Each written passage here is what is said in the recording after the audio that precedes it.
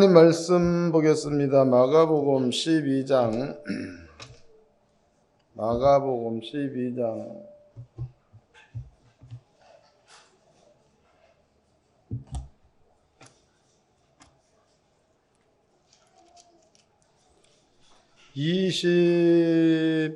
28절서부터 34절까지 마가복음 12장 28절로부터 34절까지 다 같이 한 목소리로 합독하도록 하겠습니다. 시작. 서기관 중 한 사람이 저희를 별르는 것을 듣고 예수께 대답하시는 줄을 알고 나와 묻되 모든 계명 중에 첫째가 무엇이니까? 예수께 대답하시되 첫째는 이것이니 이스라엘아 들으라. 주 우리 하나님 유일하신 주시라. 내 마음을 다하고 목숨을 다하고 내 뜻을 다하고 힘을 다하여 주 내 하나님을 사랑하라 하신 것이요 둘째는 이것이니 내 이웃을 내 몸같이 사랑하라 하신 것이라. 이에 더 큰 계명이 없느니라. 서기관들이 가로되 선생님이여 옳소이다.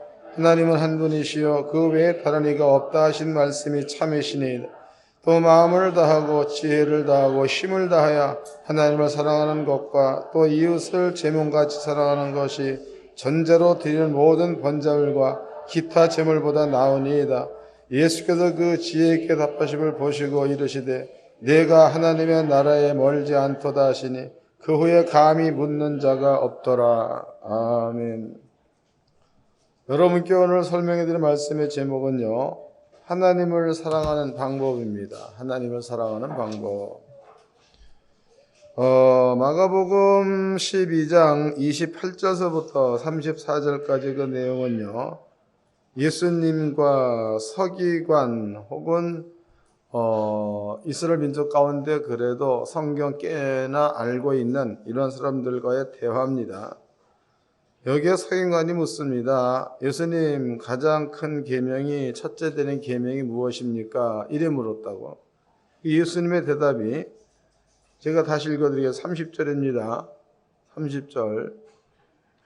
내 마음을 다하고 목숨을 다하고 뜻을 다하고 힘을 다하여 주 내 하나님을 사랑하라 하신 것이요 그랬습니다. 마음을 다하고 뜻을 다하고 목숨을 다하여 주 하나님을 사랑하라 이랬다고. 그런데 이제 이것은 주님이 하신 말씀입니다.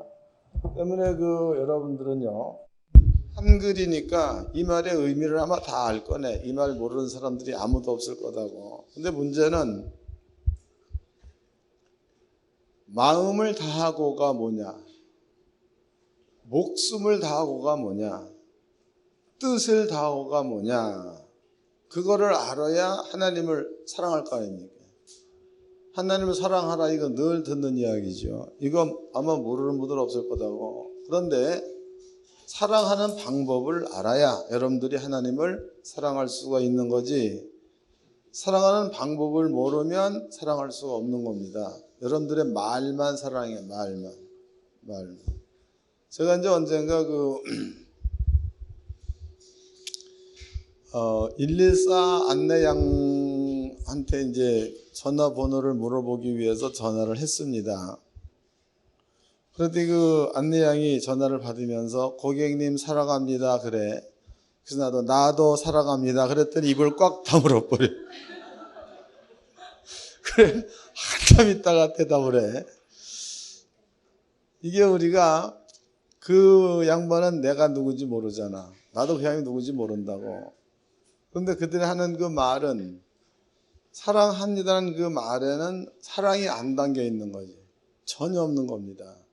근데 만약에 여러분들이 하나님을 사랑하지도 않으면서 하나님을 사랑한다는 말은 공허한 겁니다. 또 여러분들이 하나님을 사랑하고 싶은 마음이 굴뚝 같은데 방법을 모르면 말밖에 할 수밖에 없는 거다고. 여러분께 오늘 이 얘기를 해드릴 거니까 정신 바짝 차리고 목숨을 다하야가 있죠. 목숨을 다하야. 이제 우리가 이 말씀을 여러분께 설명해 드리기 전에 구약 성경에서 몇 군데를 찾아보도록 합시다. 출애굽기 여호수아서 23장입니다. 여호수아서 23장. 여호수아서 23장은요, 여호수아가 가나안 땅을 점령을 했지요.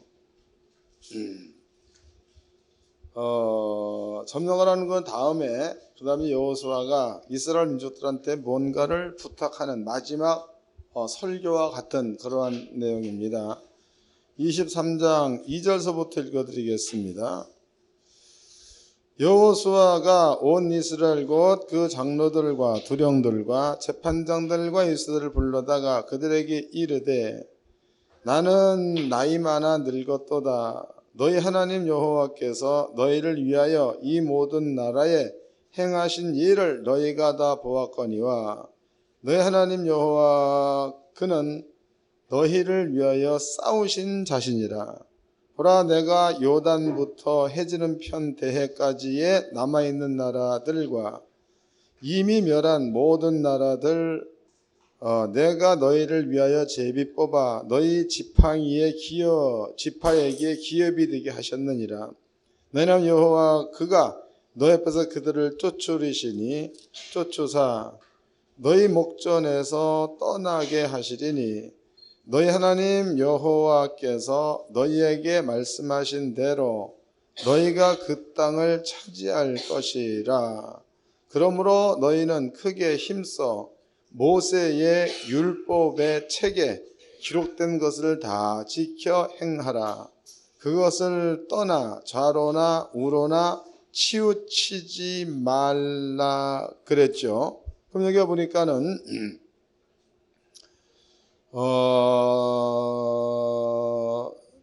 여호수아가 내가 늙었다 그랬죠. 늙었어. 그러면 이제 이스라엘 민족이 원래 살던 장소는 가나안 땅입니다. 아니, 애굽이란 나라입니다.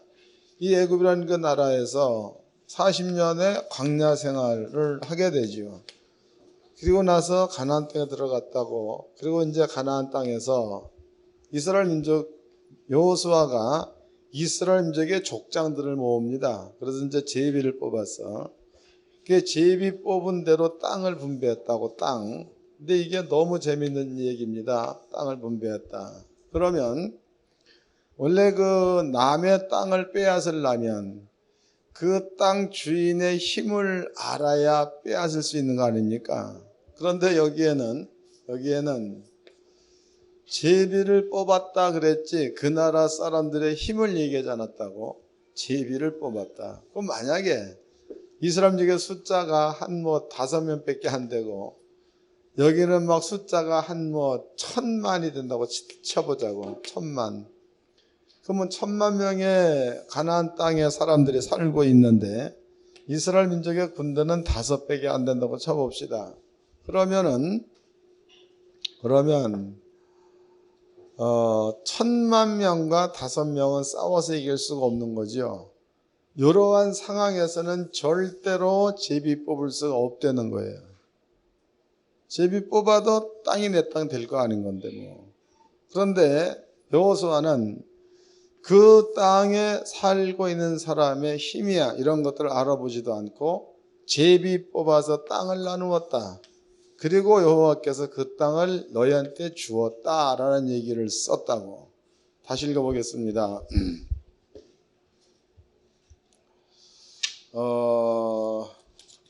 5절입니다. 너희 하나님 여호와 그가 너희 앞에서 그들을 쫓으사 너희 목전에서 떠나게 하시리니 너희 하나님 여호와께서 너에게 말씀하신 대로 너희가 그 땅을 차지할 것이라 그랬죠. 거기 4절도 보자고. 보라, 내가 요단에서부터 해지는 편 대해까지의 남아있는 나라들과 이미 멸한 모든 나라를 내가 너희를 위하여 제비 뽑아 너희 지파에게 기업이 되게 하였느니라 그랬으니까 이거는 대적의 크고 작음을 상관하지 않고 여기 보니까 제비를 뽑았다라고 나와 있죠. 그리고 아버지께서 그 땅을 제비 뽑힌 대로 주었다라는 말을 썼습니다. 그 다음에 이제 그 뒤에 기록된 말이 너네들은 하나님의 율법을 꼭 지켜야 한다라고 당부를 하죠. 다시 읽어드리겠습니다. 6절입니다. 그러므로 너희는 크게 힘써 모세의 율법 책에 기록된 것을 다 지켜 행하라. 그것을 떠나 좌로나 우로나 치우치지 말라 그랬죠. 그 율법을 지켜라. 율법을 떠나서 좌로나 우로나 치우치지 말라, 가지 말라 이렇게 얘기를 합니다. 그 다음에 더더욱 중요한 것은 9절입니다. 9절. 여기에 이제 답이 나와 있다. 9절. 대저 여호와께서 강대한 나라들을 너희 앞에 쫓아내셨으므로 오늘날까지 너희를 당한 자가 하나도 없었느니라. 너희 중 한 사람이 1000명을 쫓으리니 이는 너희 하나님 여호와 그가 너희에게 말씀하신 것 같이 너희를 위하여 싸우심이라 해서 한 명이 몇 명을 쫓았다는 겁니다. 한 명이 1000명을 쫓았다. 그러면 한 명에게 힘이 있는 거야. 한 명을 돕고 있는 여호와께 힘이 있는 거예요. 여호와께 힘이 있다 이런 뜻이죠. 여러분들이 여호와 하나님의 의중을 잘 알면 여러분들 한 명이 1000명을 쫓을 수 있는 이러한 괴력이 나타날 줄로 믿습니다. 이건 엄청난 힘이 되는 거겠죠. 한 군데를 또 찾아보자고. 레위기서 26장입니다. 레위기서 26장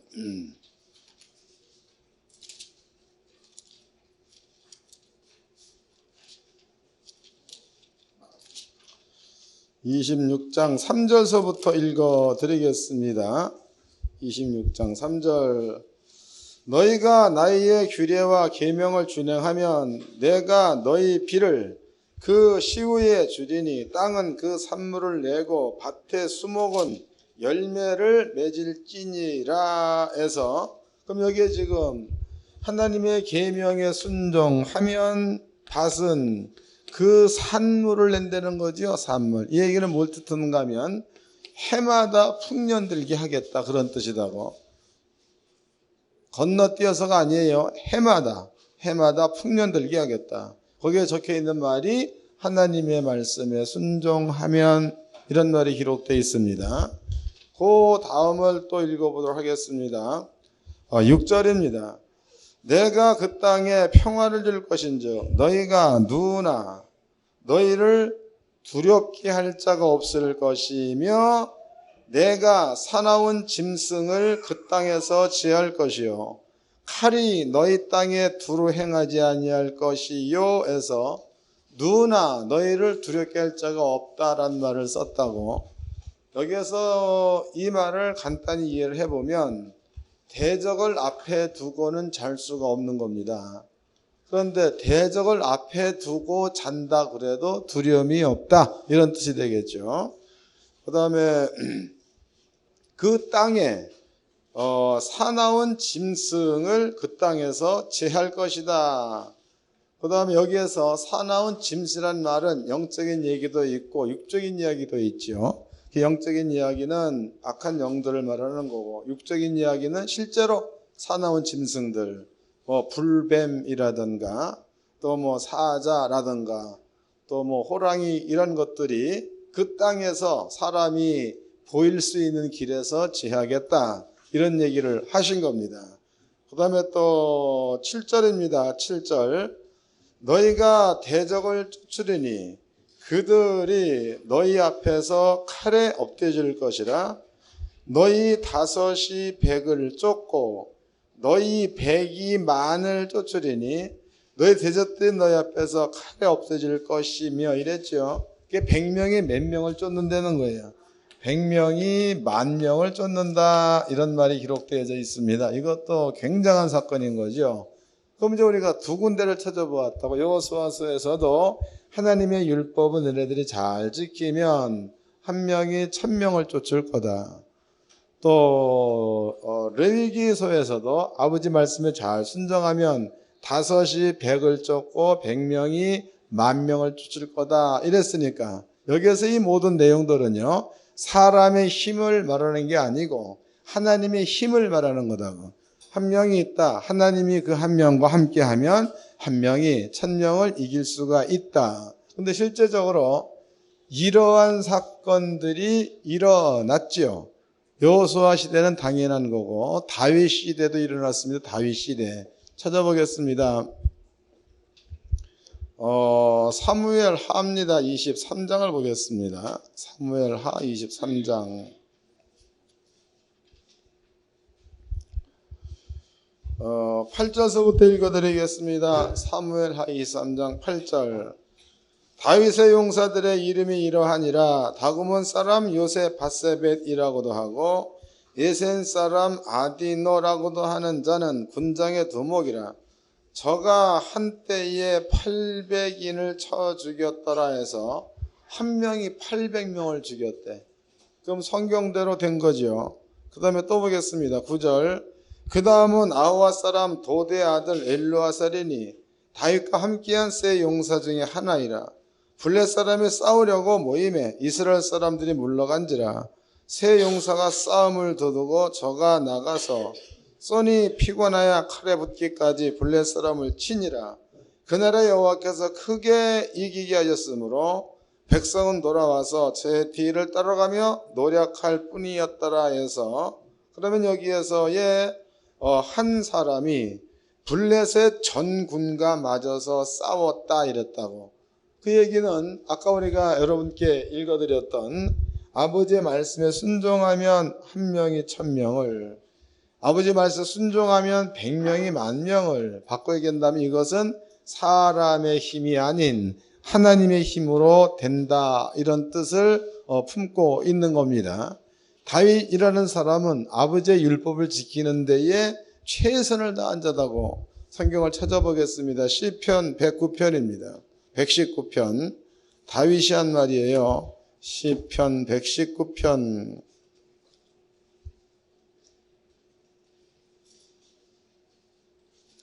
53절서부터 읽어드리겠습니다. 시편 119편 53절. 주의 율법을 버린 악인들을 인하여 내가 맹렬한 노에 잡혔나이다. 나의 나그네 된 집에서 주의 율례가 나의 노래가 되었나이다. 여호와여, 내가 밤에 주의 이름을 기억하고 주의 법을 지켰나이다. 내 소유는 이것이니 곧 주의 법도를 지킨 것이니이다 이랬다고. 그럼 다윗은 나그네 된 세상으로, 이 세상에 살면서 다윗의 일생에 한 그 일이 있다면 하나님의 법을 지킨 일을 하였다. 그 다음에 쓴 말이 나의 소유는 하나님의 법을 지킨 그것이 나의 소유다 이랬다고. 그건 다윗이 하나님의 법을 지켰더니 한 명이, 다윗의 수하들이 한 명이 1000명을 이기는 그것이 다윗의 거. 그 다음에 또 100명이 10,000명을 이기는 그것이 다윗의 것. 그러면 다윗의 소유는 한 명이 1000명을 이기는 게 다윗의 소유예요. 율법을 지켰더니 이게 나타났으니까 율법을 지킨 게 다윗의 소유가 되는 거예요. 지킨 거예요. 그 다윗이 이런 고백을 했다 이 말이에요. 그럼 이제 구약 성경에서 여호수아도 마찬가지요, 모세도 마찬가지. 또 아버지가 직접 계명을 주실지에도 마음을 다하고 뜻을 다하고 성품을 다하여 주 내 하나님을 사랑하라, 신명기 6장에 나오고 있는 이야기입니다. 이렇게 기록되어져 있다고. 그런데 이것은 우리가 알듯이 구약의 이야기야. 구약 성경에 이렇게 기록이 되어져 있습니다. 구약 성경에. 그 다음에 이제 신약 성경이에요. 신약 성경에서 여러분들이 해야 될 일들이 있습니다. 그 얘기는 이런 말이 있죠. 너희가 내 이름으로 귀신을 내어 쫓고란 말이 있고, 너희가 내 이름으로 병을 고치고, 너희가 내 이름으로 방언을 말하며, 또 너희가 내 이름으로 뱀과 정갈을 밟으며 원수의 모든 능력을 제어하라야. 할래는 아니야. 할래는 물어보는 거죠. 내가 싫다면 안 하면 되는 거다고. 하라는 여러분들의 의사와 상관없이 하라, 그런 뜻이다고. 하라. 그 다음에 이제 하나님께서 예수를 믿는 자들을 성도 그랬고, 요한복음 1장 12절에 기록되어 있습니다. 예수를 믿는 자들을 자녀다고 얘기를 했죠. 자녀. 또 로마서 8장에서는 이 자녀들이 성령이 예수를 믿는 자들을 친히 하나님의 자녀임을 증명. 읽어보자고. 로마서 8장입니다. 이해를 잘 하셔야 합니다. 로마서 8장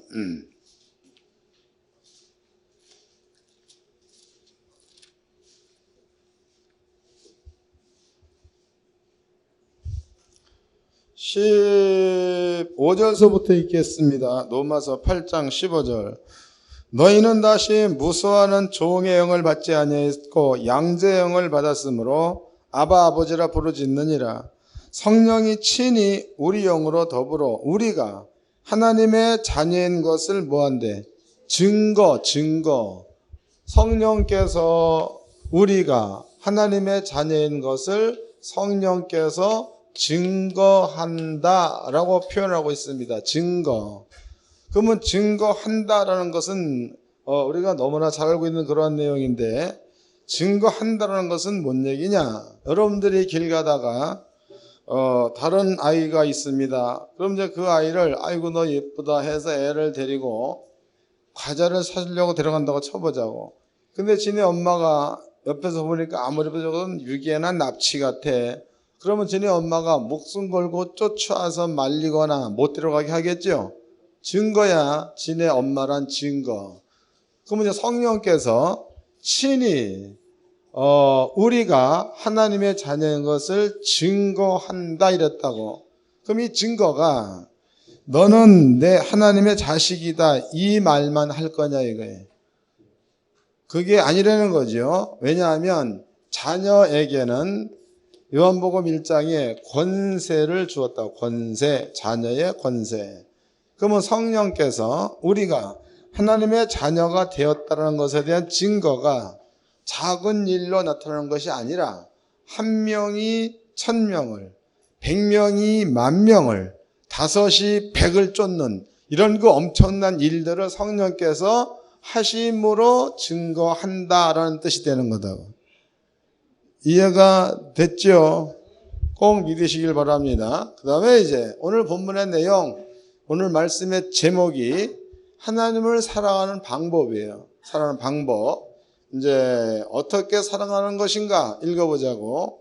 요한복음 14장입니다. 거기에 예수께서 직접 말씀하셨다고. 요한복음 14장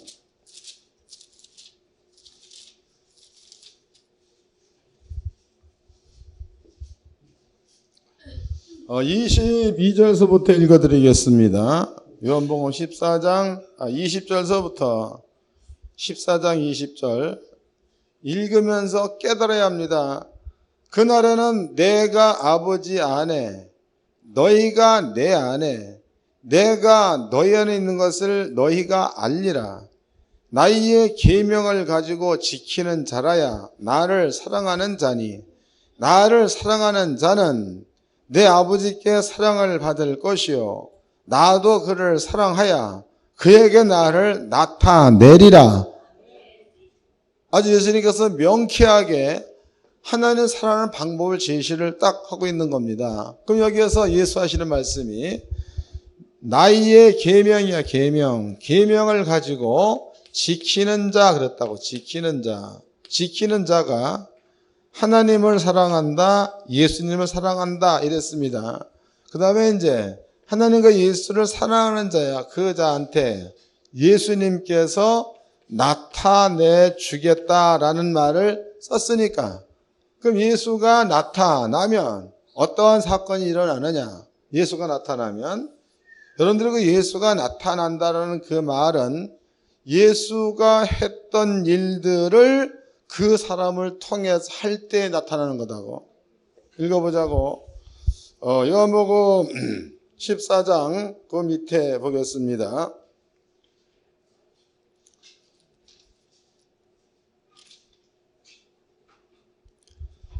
11절서부터 읽겠습니다. 14장 11절. 내가 아버지 안에 있고 아버지께서 내 안에 계심을 믿으라. 그렇지 못하였거든 행하는 그 일을 이는 나를 믿으라. 내가 진실로 진실로 너에게 이르노니 나를 믿는 자는 나 하는 일을 저도 할 것이요 또한 이보다 큰 것도 하리니 이는 내가 아버지께로 감이니라. 너희가 내 이름으로 무엇을 구하든지 내가 시행하리니 해서 여러분들이 예수의 이름으로 기도하면 시행한다는 얘기는 예수가 나타내 주겠다 그런 뜻이죠. 내가 시행하리라. 근데 그 전 이야기가 12절입니다. 내가 진실로 진실로 너에게 이르노니 나를 믿는 자는 나의 하는 일을 저도 할 것이요 또한 이보다 큰 것도 하리니 해서 그럼 예수께서 하시는 말씀이 나를 믿는 자는 예수를 믿는 자는 예수님과 같은 일을 한대. 같은 일. 그 다음에 예수님보다 더 큰 일도 한다라고 얘기를 했습니다. 그 다음에 또 쓰는 말이 너희가 내 이름으로 기도하면 내가 나타나겠다 그랬으니까 예수가 나타난다는 그 말은 예수와 같은 일을 예수가 하겠다.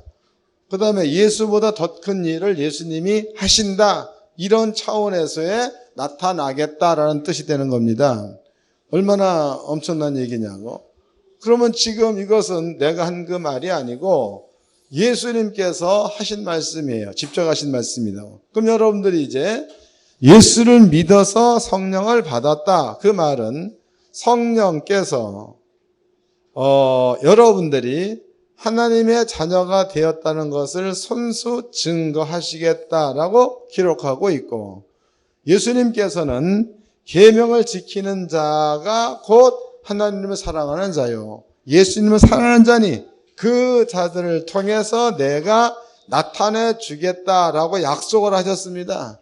그러면 그 약속은 성령께서 증거하신다와 예수께서 나타내 주겠다는 그 약속을 우리가 하나로 보았을 때에 성령이 여러분을 통해서 나타내 주시는 그 일들은 예수님 같은 일뿐만 아니라 더 큰 일들도 하게끔 나타내 준다라는 뜻이 되는 줄로 깨닫기를 바랍니다. 이런 얘기가 되는 거다.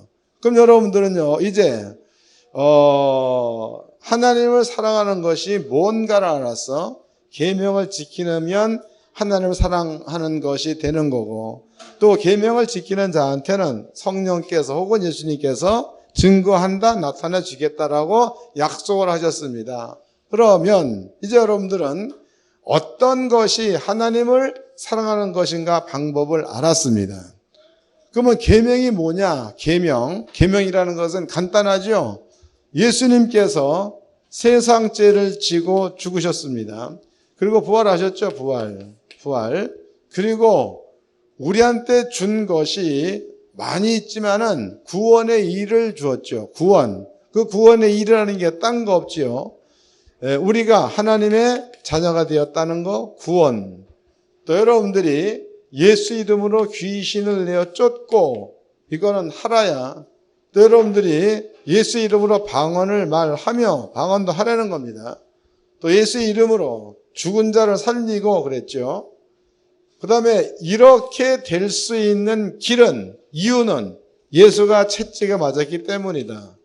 또 예수님께서 부요하신 자로서 가난하게 사심은 너희로 부요케 하려 하심이라 그랬으니까 예수가 우리 대신에 가난하게 살았기 때문에 이런 일들이 나타날 수가 있다는 게 예수의 주장이에요. 이게 성경입니다. 그럼 여러분들이 이제 계명 알았어.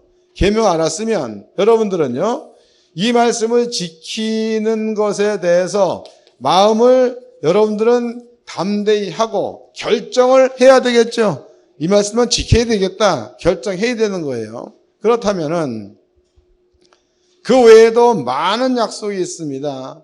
성경은 전부가 다 하나님의 약속으로 되어져 있는 거니까 성경 속에 있는 모든 약속은 하나님의 약속이기 때문에 시간이 아무리 흐른다 그래도 변개되는 게 아니다고 약속이 많이 있습니다. 그럼 여러분들은 이제 하나님의 자녀요. 하나님을 사랑하는 자예요. 그러면 방법을 알았어요. 그럼 하나님을 사랑하는 방법이 예수께서 십자가에 죽으시면서 이뤄놓으신 약속의 말씀들, 이 말씀을 믿고 순종하는 그것이 방법임을 깨달았다고. 깨달았습니다. 여기에는 내 이웃을 사랑하라도 들어가 있죠. 형제를 사랑하라도 들어가 있습니다. 그러면 방법을 알았어요, 이제. 그런데 아까 우리가 읽어봤던 본문의 내용 마가복음 12장에서는 쓰고 있는 말이 거기에다 이제 계명 집어넣어 보자고. 계명 쓰고 있는 말이 내 마음을 다하고 내 성품을 다하고 내 목숨을 다하여 주 너희의 하나님을 사랑하라 그랬는데 예수님께서 사랑할 수 있는 방법을 제시하기를 계명을 지켜라 그랬으니까 무엇을 다하여 계명 지키려는 거야? 그렇지요. 마음을 다하고 뜻을 다하고 성품을 다하고 목숨을 다하여 계명을 지켜라. 그것이 하나님을 사랑하는 방법이다. 그런 뜻이 되는 겁니다. 이해됐어요? 그러면 아버지께서 우리한테 주신 금령이 있죠. 금령 가운데서 살인하지 말라. 여기에는 미움도 포함되는 겁니다. 또 간음하지 말라. 또 여기에서 도적질하지 말라. 그리고 또 탐내지 말라. 부모를 공경하라. 이런 것들이 금령이에요. 금령. 여러분 스스로도 이것을 어긴 것 때문에 예수가 죽었다를 다 알아. 다. 이건 금령입니다. 그러면 여러분들이 예수를 믿고 난 다음에 하나님께서 법을 주기를, 율법을 주기를, 이런 것들은 하지 말라야. 1계명서부터 4계명까지는 우상 숭배하지 말라 이랬죠. 그리고 또 규례야. 규례 가운데서 포도주와 독주를 먹으라 그래서 먹지 말라 그랬어요. 그건 먹지 말라 그랬다고. 찾아보자고. 누가복음 1장입니다.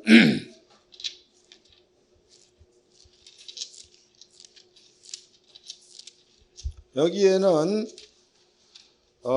명쾌하게 말이 기록되어져 있습니다. 1장 15절 읽어드리겠습니다. 이는 저가 주 앞에 큰 자가 되며 포도주나 소주를 마시지 아니하며 모태로부터 성령의 충만함을 입어 이랬단 말이죠. 그럼 여기가 분명히 기록되어 있기를 포도주와 독주란 말이 나오고 있다고. 또 성경에 분명코 여기에 살인하지 말라, 미워하지 말라, 간음하지 말라, 도둑질하지 말라, 탐내지 말라, 우상 숭배하지 말라라고 나와 있습니다. 또 성경은 마음을 다하고 뜻을 다하고 성품을 다하고 생명을 다하여 하나님의 계명을 지켜라 라고 얘기하신 분이 예수님이라고. 그러면 여러분들이 있어야 될 자리가 목숨을 걸고 금령을 행해야 되는 거예요. 목숨을 걸고 아버지의 계명을 지켜야 되는 거예요. 근데 내가 보기에는 목숨 걸고 아버지의 계명 지키기보다는 목숨 걸고 여호와의 금령을 지키는 자들이 많아. 재밌는 거죠? 하고 있는 일들이 진짜로 목숨을 걸었나 안 걸었나 보자고. 여러분들이 하는 일들이 목숨을 걸었나 안 걸었나 보자고 한번. 신명기서를 찾아보겠습니다. 신명기 28장입니다.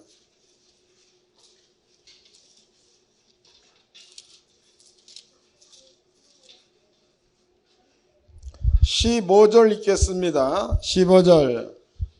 내가 만일 내 하나님 여호와의 말씀에 순종하지 아니하여 내가 오늘날 내게 명하는 그 모든 명령과 규례를 지켜 행하지 아니하면 이 모든 저주가 내게 임하고 내게 미칠 것이니 내가 성읍에서도 저주를 받고 들에서도 저주를 받을 것이라 이랬다고.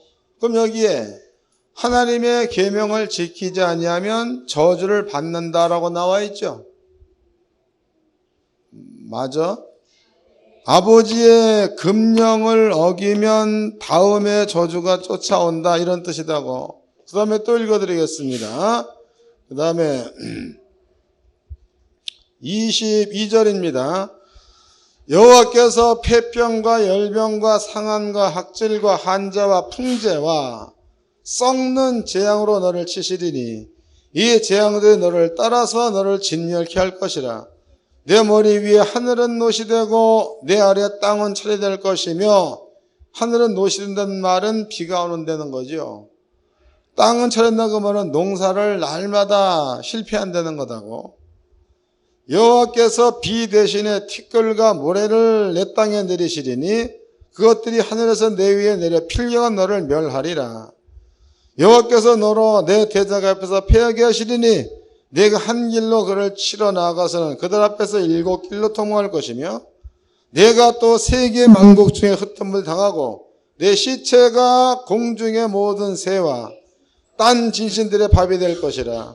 그들을 쫓아줄 자가 없을 것이며, 여호와께서 애굽의 종기와 치질과 계열병과 개창으로 너를 치시리니 내가 치료를 얻지 못할 것이며, 여호와께서 또 너를 미침과 눈먼과 경심증으로 치시리니 소경이 얻은 데서 더듬고 같이 내가 백쥐에도 더듬고 내 길이 형통치 못하며 항상 압제와 노략을 당할 뿐이니 너를 구원할 자가 없을 것이며 이랬다고. 그럼 여러분들이 지금 아버지의 말씀에 불순종하면 이러한 저주가 따라온다라고 기록해 놓고, 그리고 아버지의 율법을 지켜라 라고 얘기를 하셨다 이 말이에요. 예수를 믿습니다. 하나님의 자녀가 되었고 성도가 되었습니다. 금령이라는 것은 하나님의 성도가 된 자들에게나 적용되는 거지, 성도가 아닌 자한테 금령을 두지 않는 거예요. 성도가 아닌 자들은 버린 자식에 금령들 필요성이 전혀 없는 거다고. 그런데 아버지께서 하나님의 말씀에 불순종하면 이러한 저주가 임할 거다라고 얘기를 해놨습니다. 그럼 여러분들은요, 형제를 미워한다 그러면은 뭘 가지고 미워하고 있는 거예요? 생명 걸고 미워하는 거지. 너희의 시체가 공중에 새가 먹는, 그 말은 죽이겠다는 거 아닙니까?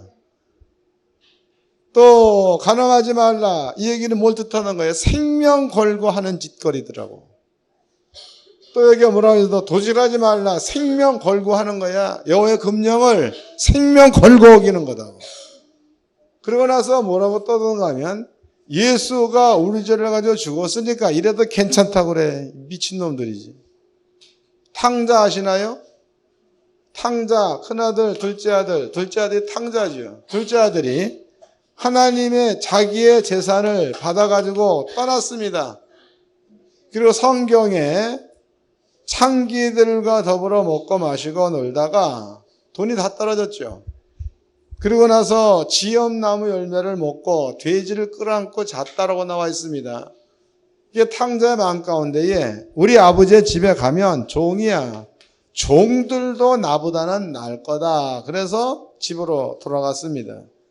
그때 지네 아버지가 자기는 종들과 같은 취급받기 위해서 아버지께 간 거야. 근데 아버지는 탕자를 받아들일, 너는 내 아들이다. 내가 정씨면 너도 정씨고, 내가 김씨면 너도 김씨다. 네가 아무리 큰 잘못을 했다래도 내 아들인데 내가 너를 어찌 종처럼 여기겠느냐. 그래서 아들의 행위를 전부 다 용서해 주고, 그리고 가락지를 끼워가지고 주고 자기 아들임을 표했다는 거죠. 탕자는 감사한 거지. 다 재산 날리고. 그리고 또 진짜로 그대로 집으로 안 들어갔으면 빌어먹을 수밖에 없는 이러한 그 거지 같은 자였는데, 돌아갔더니 아버지가 다시 아들을 지 자리에 집어넣어 주었다 이 말이에요. 그러면 그 탕자가 또다시 자기를 죄악 가운데 빠지게 만들고 자기를 저주 가운데 빠지게 만들었던 그 기생의 집에 다시 찾아갈 수가 있겠냐 이거죠. 있겠어? 아마 모르긴 몰라도 만약에 탕자가 자기를 저주 가운데 빠지게 만들었던 기생의 집에 탕자가 다시 찾아간다면 그 두 번째 아들은 절대로 아버지의 은혜를 모르는 놈이다. 모르는 놈뿐만이 아니라 개놈이요 쌍놈이다고. 그런 놈들을 폐륜하지 폐륜아. 지 애비도 모르고 애미도 모르고 폐륜한 자식. 성경은 돌로 때려 죽이라고 나와 있죠. 어디 나와 있어? 신명기 18장에 딱 나와. 이런 놈들은 때려 죽여버리라고 하지. 그런데 어찌하여 성도가 되고 하나님의 자녀가 된 자들이 목숨 걸고 금령을 어기느냐고. 분명히 성경은 목숨 걸고 주 너희 하나님을 사랑하라가 계명인데 어찌하여 성도가 돼가지고 목숨 걸고 아버지의 금령을 어기는 일에 앞장서냐 이 말이요. 그런 자리에 있으면 여러분들은 가야 돼 말아야 돼. 말아야 맞지요. 하나님을 사랑하는 자라면. 저는 여러분들 앞에 늘 얘기하죠. 신앙이라는 것은 단체가 아니야. 단체가. 때문에는 절대 안 맞습니다. 누구 때문에 이거 안 맞는 거예요. 나보다 먼저 믿었던 누가 술 처먹으니까 나도 먹었다 안 맞는 말이고, 신앙이라는 것은 1대1의 관계야. 아버지와 나와 1대1의 관계. 계명을 지키는 것도 1대1의 관계고, 여러분들이 주님의 뜻을 이루 협력하는 것도 1대1의 관계입니다. 누구 때문이 절대 아니야. 그래 바보 같은 사람, 미련한 자들, 성경에는 지혜 없는 자다 그러죠.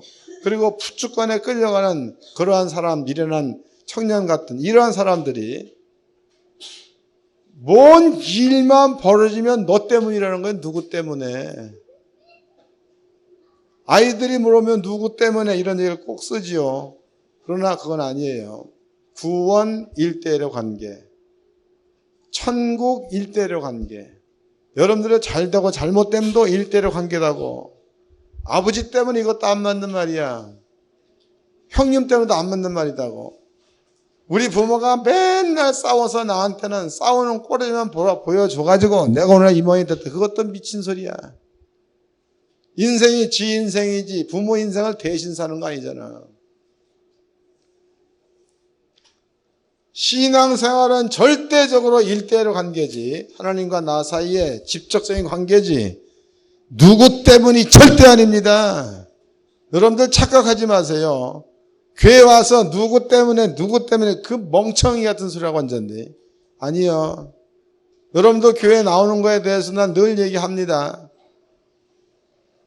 하나님이 존재한다는 사실이 믿어지면 나오세요. 물론 예수를 믿는 자들한테 한해서야. 처음 온 사람은 그런 얘기 안 되지. 믿으러 왔으니까. 그러나 하나님이 없다고 판단되어질 때는 오지 마라. 뭔데 와가지고 나도 죽고 놈도 죽이는 일을 하냐고. 만약에 하나님의 존재가 있다, 그게 믿어져서 예배드리러 왔다, 그러면 여러분들은 오늘 성경에 기록되어 있기를 주 하나님을 사랑하려는 거죠. 마음을 다하고 뜻을 다하고 성품을 다하고 목숨을 다하여 계명을 지켜라 이랬단 말이에요. 사랑하지 않으면 마음을 다하고 뜻을 다하고 성품을 다하고 목숨을 다하여, 목숨 걸었잖아. 하나님이 싫어하는 일들을 열심히 하는 거지. 열심히 그 일에 동참 다 하죠. 뭔가 한마디 얘기가 낫다 그러면은 나쁜 이야기임에 틀림없는데도 여기에 하나가 다 돼버리지. 목숨을 다하여 주님의 금령을 지키려고 발버둥을 치는 자들이다. 아버지 싫어하는 모임이야. 거기에 이제 모였어. 여기에도 분명히 알아. 여기 가서는 안 되고 해서는 안 돼. 다 알아. 그런데 목숨을 다하여 하나님의 계명을 어기려고 작정들을 하고 모이죠. 그리고 여기에서 하지 말자라고 말하는 사람들이 왕따 당했는데, 그런 일들이 하나님의 교회에서 있으면 되겠어 안 되겠어? 말씀 있는 교회인데. 이제는 본문으로 가보자고. 예수님이 집중하신 말씀이에요.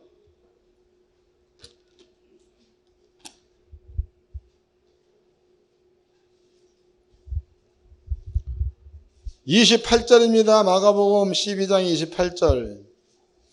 서기관 중 한 사람이 저희에게 변론하는 것을 듣고 예수께서 대답 잘하시는 줄을 알고 나와 묻되 모든 계명 중에 첫째가 무엇이니까? 예수께서 대답하시되 첫째는 이것이니 그 다음에 쓴 말이 뭐요? 이스라엘아 들으라 이랬다. 이스라엘아 들으라. 여기에서 이스라엘아 그 말은요, 남쪽 유다 왕국과 북쪽 이스라엘 왕국 전부 다 통틀어 가지고 이스라엘아 들으라 이랬다고. 그럼 이스라엘 민족이라면 하나님의 사랑이 뭔지를 알아. 왜? 그네들은 율법이 뭔지 계명이 뭔지를 아는 자들이니까. 이스라엘아 들으라. 주 곧 우리 하나님은 유일하신 주시라. 내 마음을 다하고 목숨을 다하고 뜻을 다하고 힘을 다하여 주 너의 하나님을 사랑하라 하신 것이요 이랬다고. 마음을 다하고 목숨을 다하고 뜻을 다하고 힘을 다하여 주 내 하나님을 사랑하라 이랬다고. 이게 주님의 명령입니다. 이스라엘아 들으라. 그런데 하나님의 말씀을 깨닫고 있다, 말씀을 잘 안다, 은혜를 안다라고 말하는 하나님께 성도님들이 말씀을 다하고 뜻을 다하고 성품을 다하여 여호와의 금령을 지키는 데에 앞장선다면, 그러면 무슨 하나님이 있다라고 믿는 자들이야. 교회 나오지 말아야 될 자들이지. 절대 안 말립니다. 여러분들이 중심에 주가 없다는데 주가 있다라고 사기치는 것은 하나님을 쏘이고 사람 속이는 거다. 나도 그런 사람들 말릴 마음이 없습니다. 그러면 목사님 다 떠나면 난도 떠나면 돼. 걱정 하나도 없다고. 그러나 여러분들이 성경대로 주님의 명령대로 마음을 다하고 뜻을 다하고 성품을 다하여 계명 지키는 쪽으로 하면 한 명이 며칠 쫓는다는 거예요. 1000을, 5명이 100명을, 또 100명이 10,000명을. 얼마나 엄청납니까? 분명히 예수님께서도 나를 믿는 자, 나 계명을 지키는 자는 내가 그를 통하여 나를 나타내겠다. 그 나타내는 일들이 뭐예요? 그 일들이 나와 같은 일을 저도 할 것이요. 나보다 큰 일을 할 것이다가 나타나는 일이다 이 말이죠. 여러분들 하고 있는 일, 사업, 여러분들 주변의 사람들 왜 꼬이고 왜 안 풀리는가를 이 말씀을 통해서 좀 깊이 좀 생각해 보시기를 바랍니다. 우리는 성도다고 성도. 그럼 성도가 있어야 될 자리가 어디야 맞는 거예요? 금령에 있어야 맞아. 계명을 지키는 곳에 있어야 맞아요. 그렇지요. 당연한 거예요. 당연한 거예요.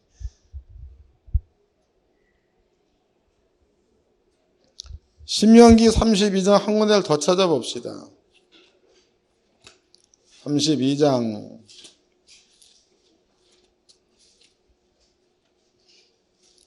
이 신명기 32장도요. 신명기 28장 복을 말하고 저주를 말하죠. 29장까지 같은 얘기입니다. 30장까지 같은 이야기예요. 32장을 보겠습니다. 그러한 모든 얘기가 끝났어 이제.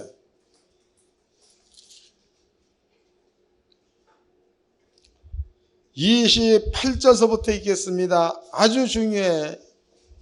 28절. 여러분들이 이거는 꼭 마음 가운데 새겨야 될 줄로 믿습니다. 28절. 그들은 모략이 없는 국민이라. 그 중에 지식이 없도다. 그들이 지혜가 있어서 그것을 깨닫고 자기의 종말을 생각하였으면, 이거는 점점점 있고 같은 뜻이다고. 그들의 반석이 그들을 팔지 아니하였고 여호와께서 그들을 내어주지 아니하셨다면 어찌 한 사람이 1000을 쫓으며 2 사람이 10,000을 도망게 하였을까 이랬으니까 여기에서 지혜가 없다라고 말하는 그들은 가나안의 7 족속들을 말하는 거다고. 그러면 가나안의 7 족속들은 분명히 잘 살아. 가나안 땅에 살고 있는 거니까. 헤브론을 얘기할 적에 그네들은 큰 족속이요. 그네들은 큰 부를 이루는 족속이라고 말하고 있습니다. 하나님께서는 그러나 그들은 지혜가 없다는 거고, 그러나 그들은 지식이 없다는 거죠. 만약에 그들한테 지혜와 지식이 있었더라면 그들이 섬기는 신이 그네들을 몰아내지 않았다는 거죠. 이 얘기를 쓰고 있는 겁니다. 그 다음에 내 백성들, 하나님의 백성들은 지혜가 있는 족속이요 지식이 있는 족속이다고. 하나님이 그네들의 하나님이라는 거예요. 그러한 자들을 하나님께서 말씀하실 때에 한 사람이 며칠 쫓는데 1,000, 2명이 몇 명을 쫓는데 10,000. 왜 그런 거예요? 지혜가 없고 지식이 없고 신이 없는 자는 하나님이 버린 자라는 거다고. 그러나 신이 있고 지혜와 지식이 있는 자들, 아버지가 품는 자라 이 말이에요. 그러므로 하나님의 품은 자들은 지혜와 지식이 없는 자 앞에 갔을 때에 1명이 1,000 칠 수 있다는 겁니다. 2명이 10,000 칠 수 있다는 거예요. 왜 그런 겁니까? 더 쉽게 하면 그네들은 죽은 자요, 하나님의 백성은 산 자이니까 그런 자들이다. 물론 여러분들이 요새 영화를 보면은 좀비 영화도 있고 드라큘라 영화도 있죠. 그런데 그런 영화들은 죽은 자가 부활해서 하는. 근데 그런 것들은 그냥 오락 영화요, 오락. 보기 좋으라고. 여러분들이 가서 무덤 가가지고 공동묘지 가가지고 1,000명의 시체를 끄집어 놓고 한번 싸워봐. 누가 이기나? 누가 이겨? 1,000명의 시체가 이겨? 살아있는 한 사람이 이겨? 이건 싸움 거래도 안 되는 겁니다. 주님이 한 얘기가 그 얘기예요. 가나안의 7 족속들은 지식이 없다, 지혜가 없다, 신이 없다. 그러나 우리는 지혜도 있고 지식도 있고 신도 있다. 그러므로 신이 있는 내가 신이 없는 죽어있는 신 없는 저들과 싸울 때에 1명이 1,000명 당연히 이길 수가 있는 거다. 2명이 10,000명 당연히 이길 수 있다는 거죠. 여러분들이 마음을 다하고 뜻을 다하고 목숨을 다하고 성품을 다하여 계명 지키는 일을 하게 되면 이러한 사건이 여러분의 삶을 통하여 일어나게 될 줄로 믿으시기를 바랍니다. 딴 걸 쫓지 말고 성도는 아버지의 계명을 쫓아야 될 줄로 믿습니다. 옆 사람과 인사 좀 합시다. 성도답게 좀 삽시다. 한 번 더 합시다. 하나님을 사랑합시다.